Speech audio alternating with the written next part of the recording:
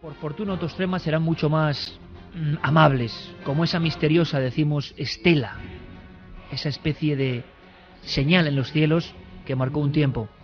Carmen, buenas noches, feliz Navidad. Buenas madrugadas, Iker, feliz Navidad. Javier Sierra, feliz Navidad. Feliz Navidad, Iker. Santiago Camacho, feliz Navidad. Feliz Navidad, feliz Brumalia y salve al sol invicto.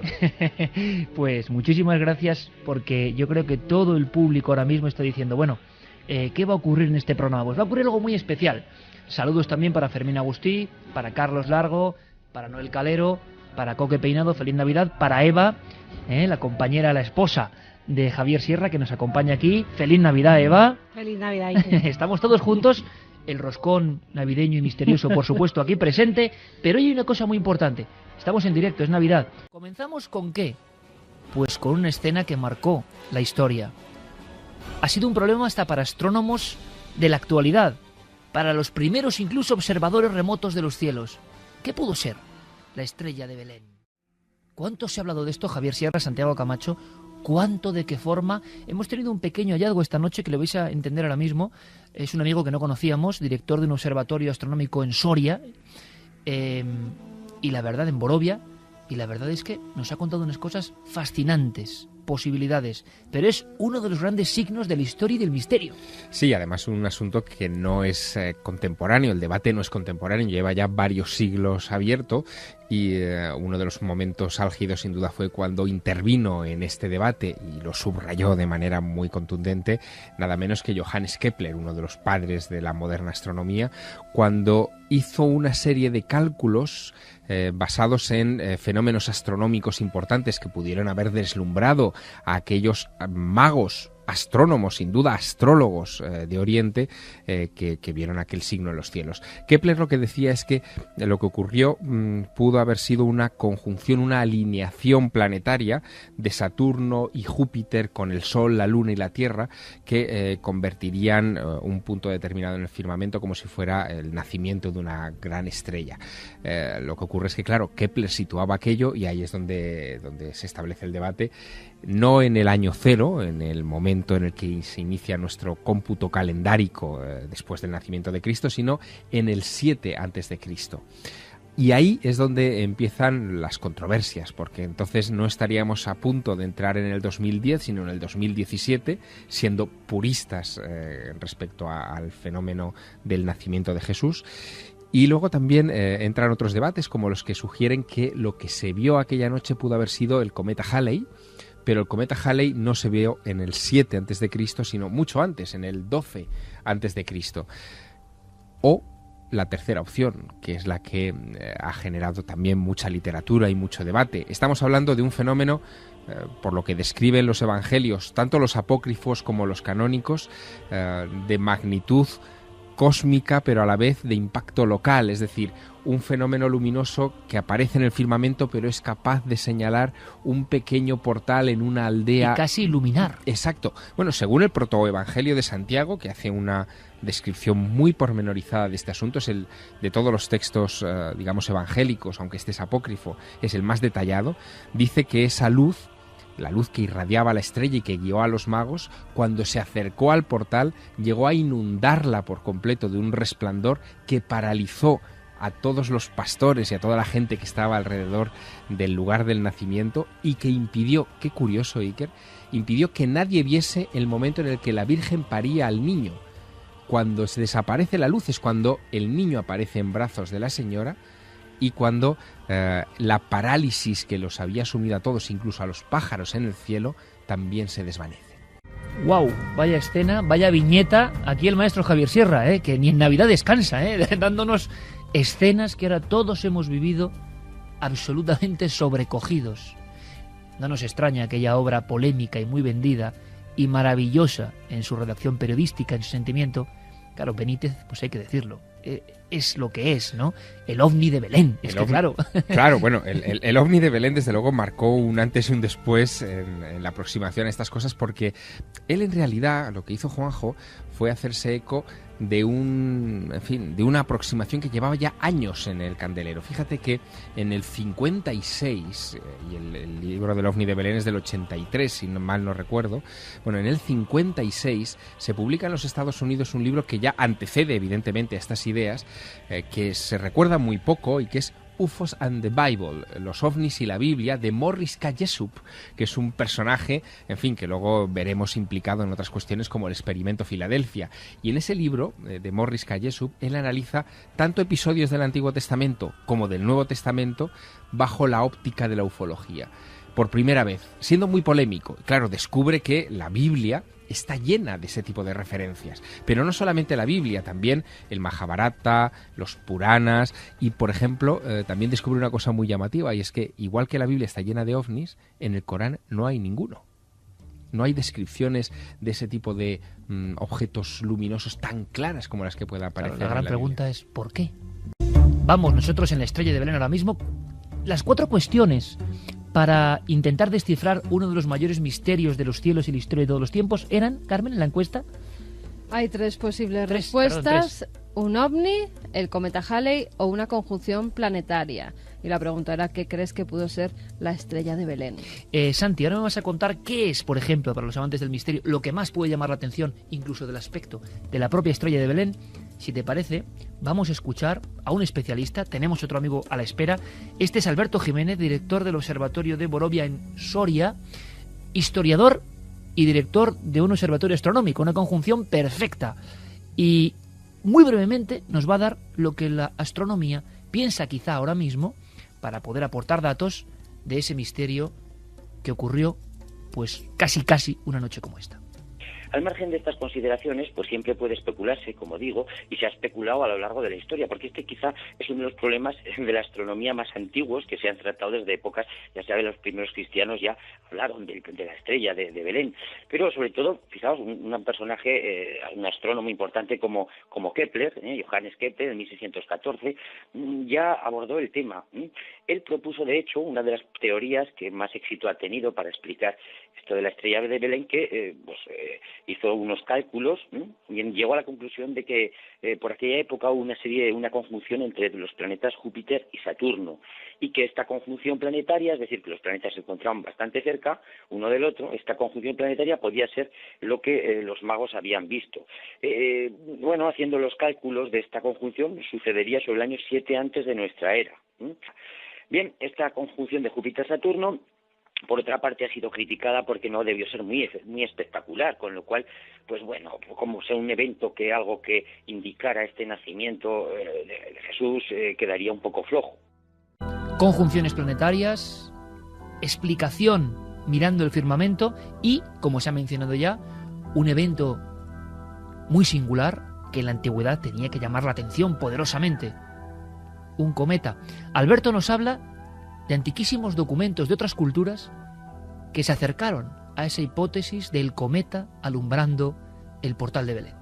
Y por último, quizás la que más se puede ajustar incluso a lo que conocemos un poco de Estrella de Belén, es algo que aparece en las crónicas chinas y coreanas, una referencia concretamente, hay 2 concretamente, en el año 5 antes de nuestra era y en el año 4 antes de nuestra era. Se refieren ambas crónicas, china y coreana, en aquellas fechas, a la aparición de una nova o cometa.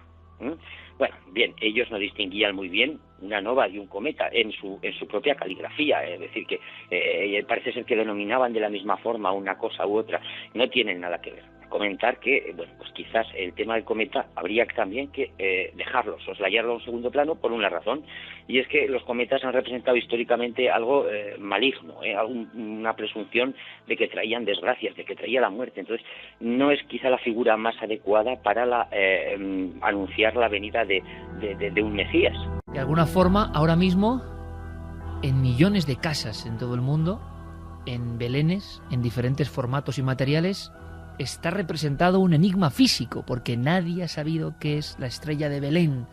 Para los amantes del misterio, un icono que no sé, Santi, qué es lo que más te llama la atención, quizá de la forma, quizá de las representaciones, quizá de lo que supuestamente ejecutó en los cielos. Pues quizá todo y sobre todo tal vez la divergencia de las versiones. Porque claro, decía nuestro contertulio con razón que efectivamente una conjunción no es un fenómeno celeste llamativo. En teoría los magos eran astrónomos, tenía que ser llamativo para ellos. Es decir, algo que no fuera corriente en los cielos, pero que a lo mejor, quién sabe, podía pasar completamente desapercibido para ojos profanos. En cualquier caso, sí que puedo añadir dos posibilidades más a nuestra encuesta. Y es que el astrónomo británico David Clark, en la revista de la Royal Astronomical Society, publicó hace tiempo un reportaje muy interesante sobre la presencia, precisamente de lo que hablábamos hace un momento, de una supernova en el año 5 a.C. en la constelación de Capricornio.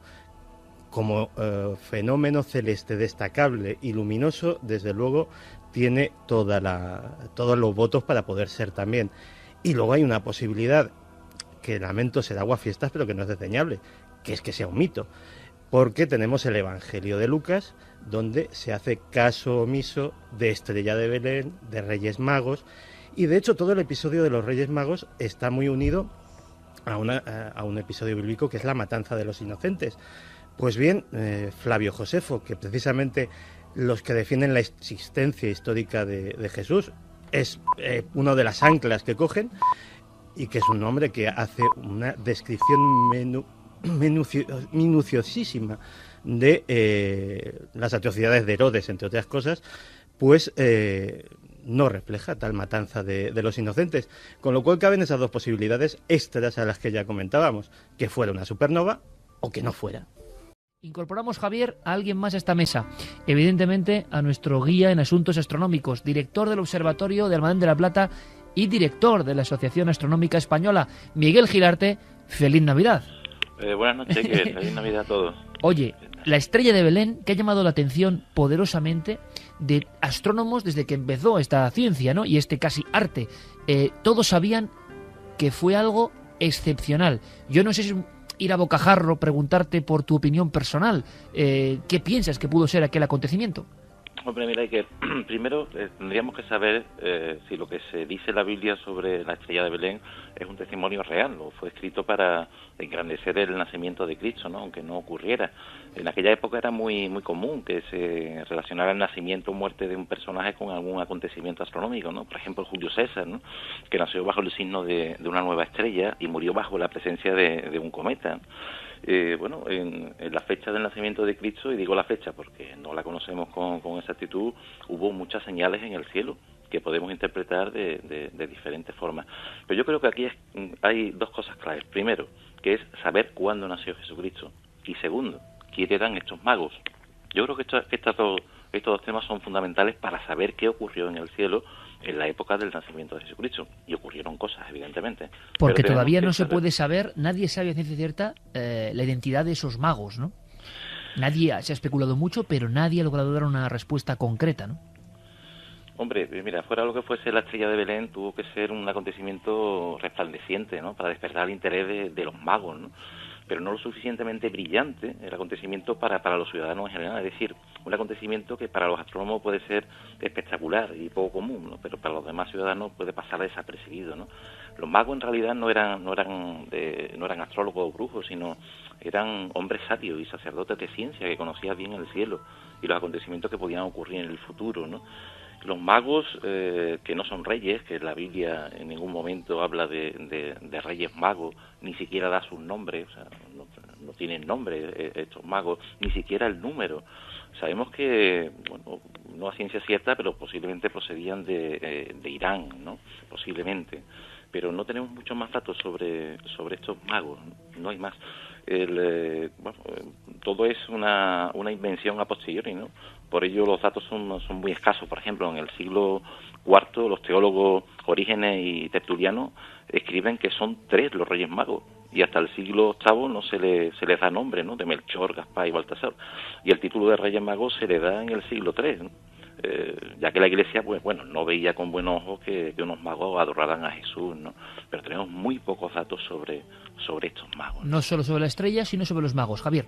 Sí, Miguel, buenas noches. Buenas noches. Yo quería preguntarte, sabiendo que los astrónomos de todas las épocas tienen una costumbre que, bueno, en fin, hay que aplaudir desde luego desde nuestra óptica de mentes del siglo XXI, y es tomar nota rigurosa de todo lo que pasa en los cielos, si nos retrotraemos a las fechas aproximadas del nacimiento de Cristo o del supuesto nacimiento de Jesús, ¿ocurrió algo que esté en otras crónicas no cristianas en los cielos? Es decir, ¿hay algún acontecimiento astronómico en torno a esas fechas que merezca la pena ser considerado? Claro, por eso te digo que primero tenemos que saber la fecha para decirte, bueno, pues ocurrió tal o cual cosa, ¿no? Realmente... Pero podemos determinar la fecha al revés, encontrando el acontecimiento, buscando, ¿no?, la estrella, estrella, ¿no? Quizás sepamos el instante de la escena del portal de Belén, si es que ocurrió así. Es que verás, aquí en Europa no se registraban los acontecimientos celestes. O sea, por ejemplo, los cometas, se pensaba que era, bueno, pues gases de nuestra atmósfera. Quien registraba aquellos acontecimientos eran los chinos.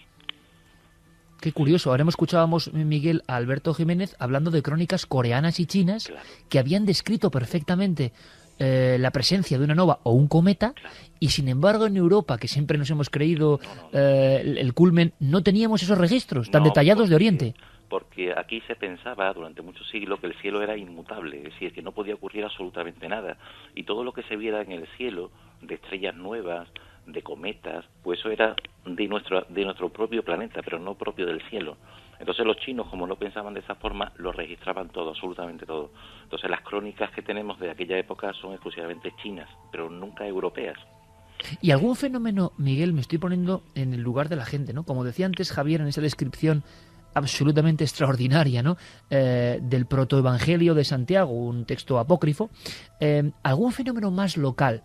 Me estoy refiriendo no a fenómenos celestes visibles en prácticamente una gran parte de la Tierra, sino un fenómeno más tipo rayo en bola o cuestión más próxima al suelo incluso, porque así se detalla incluso en las obras artísticas, ¿no?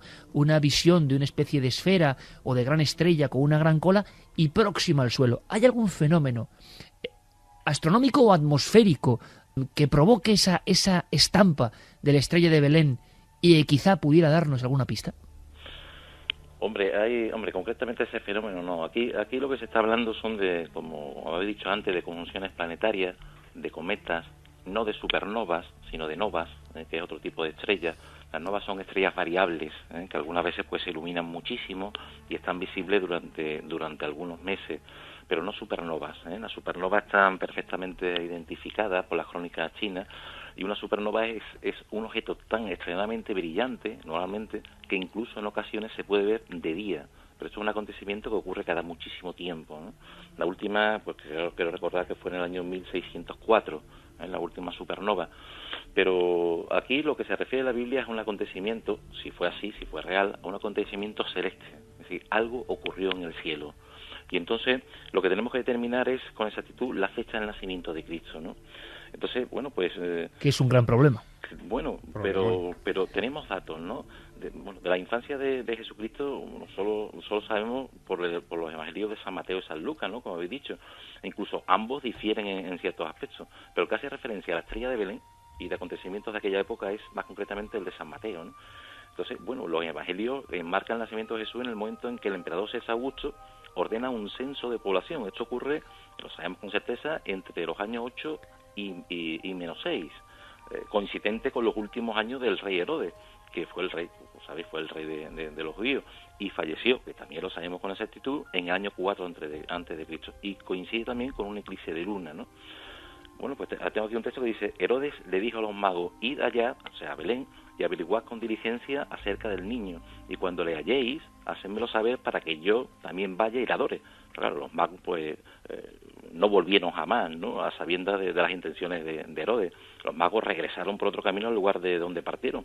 Así pasó algún tiempo y dice San Mateo: Herodes entonces, cuando se vio burlado por los magos, se enojó mucho y mandó matar a todos los niños menores de 2 años que había en Belén y en todos sus alrededores, conforme al tiempo que había inquirido de los magos. O sea, por aquel entonces Jesús tenía 2 años o menos, coincidiendo la fecha que murió Herodes, en la que, bueno, mandó matar poco antes de su muerte a los niños menores de 2 años, que se conoce como la matanza, como habéis dicho, de los inocentes, ¿no? Entonces tendríamos una fecha que rondaría el año 6 o 7 antes de Cristo.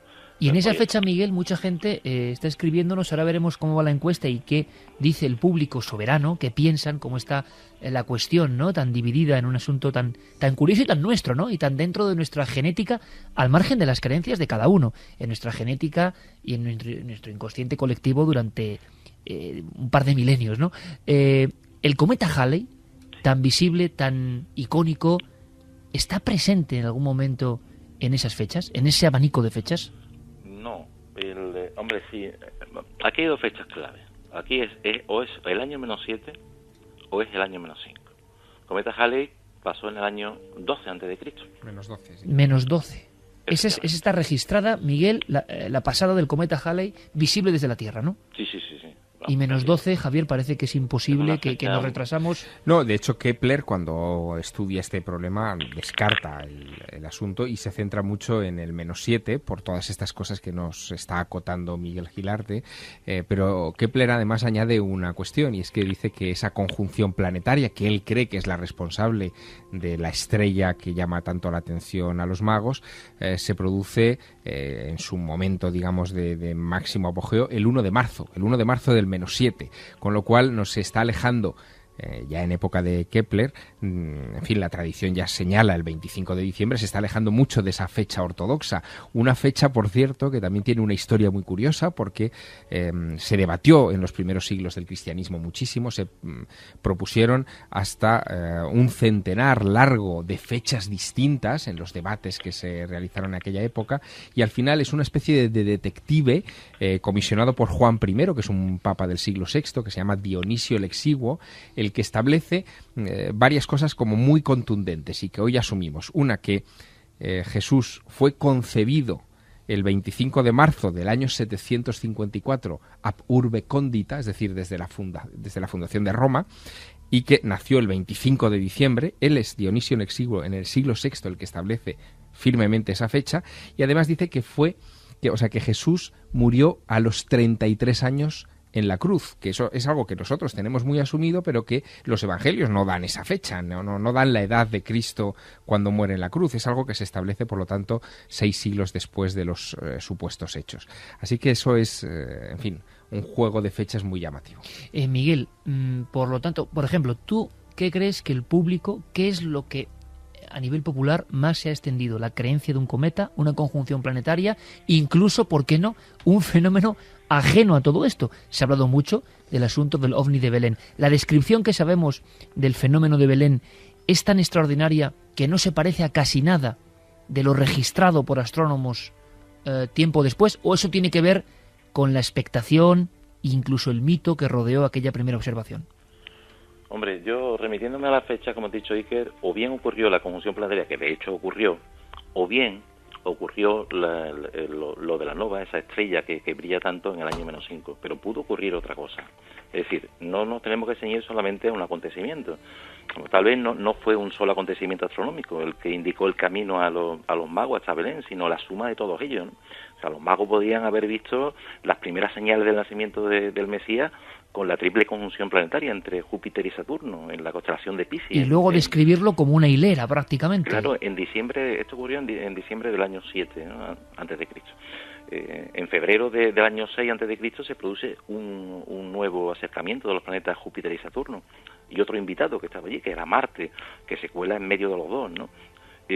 Los tres en la misma constelación de Piscis, y los magos ante tales acontecimientos que serían señales del nacimiento del Mesías, anunciado por los profetas, estarían preparados para partir, ¿no? Hasta que llegó la estrella, que os digo, la estrella nueva, la nova del año 5 antes de Cristo. Tal vez cuando la vieron, bueno, comprendieron que aquella era la señal definitiva, ¿no?